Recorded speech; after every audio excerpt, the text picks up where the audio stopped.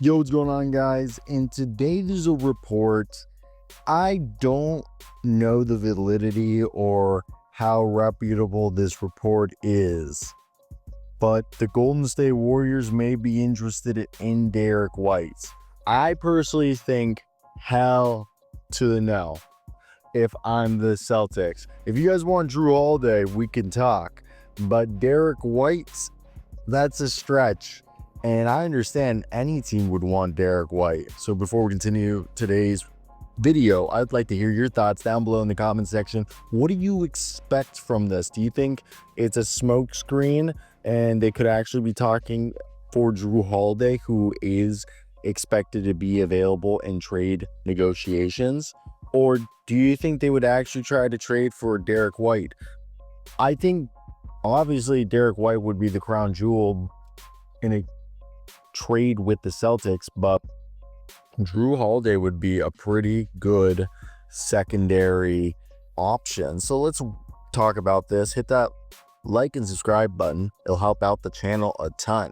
So the report goes a little bit like this, and specifically the report is coming from heavy.com by Keith Watkins. It says, appearing on the Zach Lowe show, Murdock, aka Mr.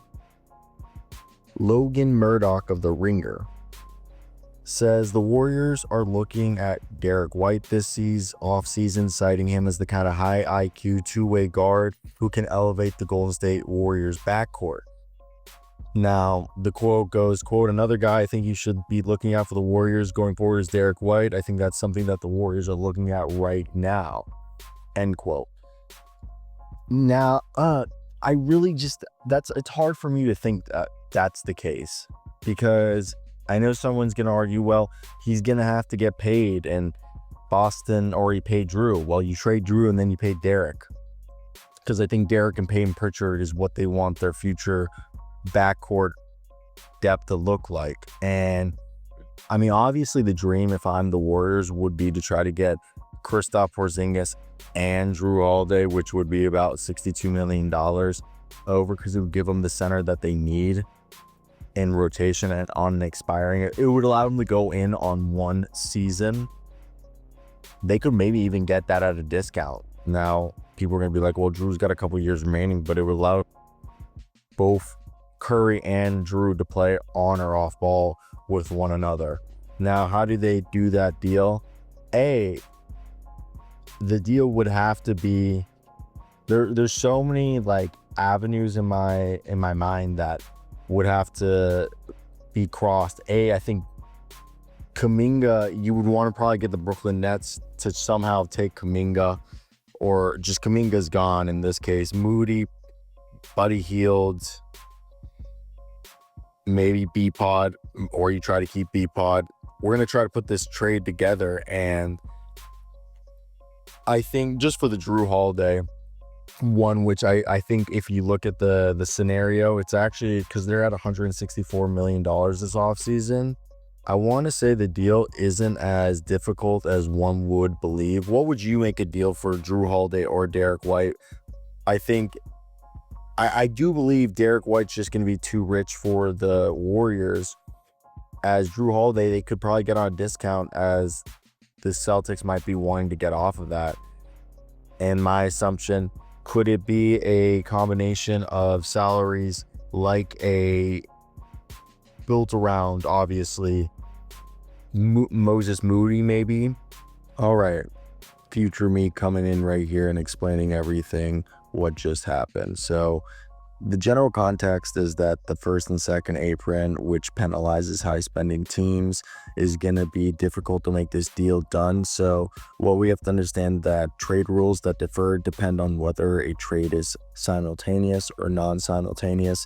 Sign trade deals, which allow teams to trade a player they're about to lose in free agency while receiving something back, but trigger hard cap rules for the team acquiring that player. So how do these trades work down? In both versions of the trade, Boston is either trading Derrick White or Jrue Holiday, depending on the version, to the Warriors. In return, they're taking back cheaper players and younger guys, either Trace Jackson Davis or Tyrese Martin, or whoever it is in this version. So Jalen Wilson and one of them.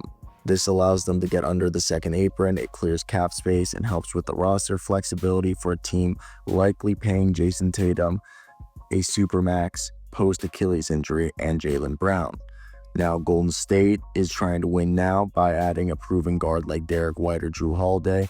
Derrick White is $4 million cheaper, so the deal could be done without Moses Moody for Derrick White, but Jrue Holiday would have to include Moses Moody. So they would send out Jonathan Kuminga, who wants a $30 million contract and is a young talent who wants to play at an all-star level or thinks he can.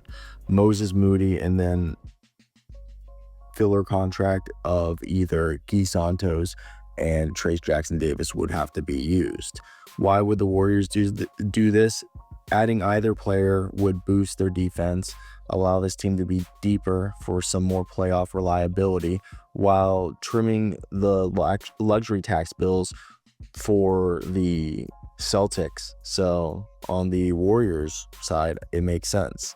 Now, the Nets, if you're looking at this, they act like a cap space dumping ground, but with the twist, they receive Kuminga and/or Moody and others. They're not contending, and yeah, they renounced the cap holds on high salary players, but they could still bring back D'Angelo Russell if they want, and they'll be able to now have some young talent and expiring deals, and they use their space to make the math work for a sign and trade deal.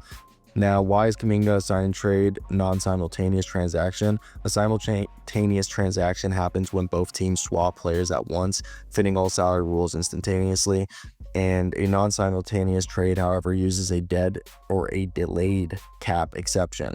And how that applies is that the sign and trade mechanics, the Warriors in this case would sign and trade a 3-year, $96 million deal of Kuminga to the Nets after they signed him. And a sign and trade cannot be combined with other players or contracts unless done via non-simultaneous trade mechanisms. So Kuminga is packaged with Moses Moody to Brooklyn, and that's a red flag for simultaneous trade rules. But the non-simultaneous workaround is that Kuminga's sign and trade becomes one transaction, and then Moody's trade becomes a separate transaction, possibly using a traded player exception that Brooklyn has. And even though both moves happen together, they're logged as two distinct trades. This is the legal workaround that lets teams bend the rules without breaking them while still triggering the hard cap for Brooklyn. So what's happening here? The Warriors are consolidating win now talent. The Celtics are shedding salary, going younger, and getting more flexible depth. The Nets are absorbing young talent, maybe getting some draft capital while staying cap flexible. And Kuminga's sign and trade bundled with Moody forces the league to treat it as a non-simultaneous set of trades that comply with the CBA rule. And then I know Buddy Hield gets you to 20, which then gets you just under $12 million from what the Warriors would need. So my problem though is that, would you trade Buddy Hield? I would want to keep Buddy Hield in my opinion. And that leaves you with Guy Santos and Trayce Jackson-Davis as the other two trade chips with Moses Moody for a Jrue Holiday or a Derrick White, as Jrue and Derrick make significantly more than those contracts combined, because $32 million for Jrue, and with Moses Moody, that's $11.5 million. Let's say we throw in TJD and Guy Santos, which then would just make this about 16 even.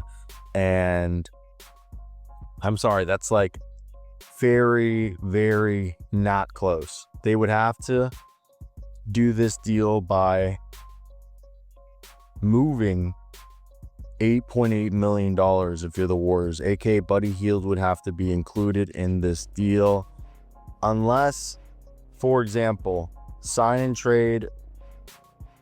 Let's say we get the Nets into this dance, as we talked about before.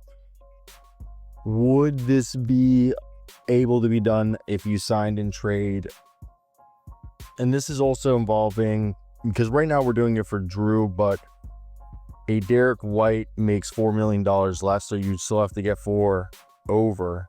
And that's where I bring up a Kuminga sign and trade. I wonder if you do that, and whatever asset you get there, could you send that to the Nets to sweeten the deal? I definitely think that's interesting if possible. So my thoughts, okay, is even if you were trying to get a deal for Derrick White, you're still going to have to find out how to clear $4 million. And that's where it becomes really tough without trading Buddy Hield. And I would want to keep Buddy Hield if I was trading for Jrue Holiday. Now, I want to see, is it possible to do the deal instead of you sending out Jrue, you do Derrick White, as we mentioned, and that deal I still think would not be able to be done, as I mentioned, because you're 4.5 over, and there's no way for that deal to work with those three players of Moody and Santos and Trace Jackson Davis. Now, I know we didn't include a sign and trade like we mentioned earlier because they could renounce the cap hold, which is something that is possible. I think the interesting thing here, though, is let's say you do the 3-year, $30 million deal that someone like I'm going to do $32 million right here because Jalen Johnson, I believe, got 35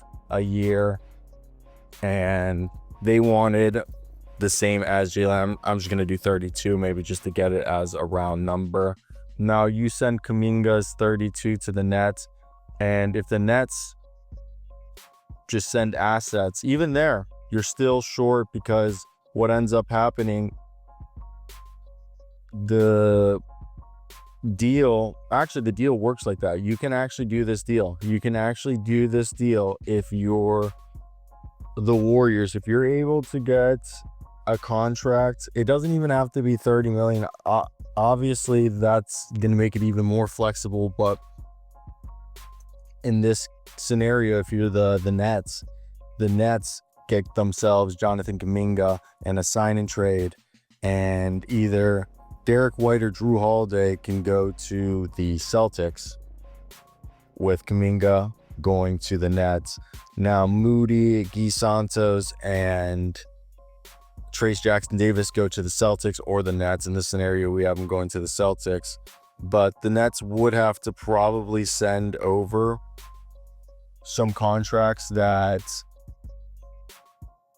they would want to get rid of, or have to get rid of. So maybe a Maxwell Lewis goes to the Warriors and a Tyrese Martin to the Warriors, with second round picks or first round picks going to the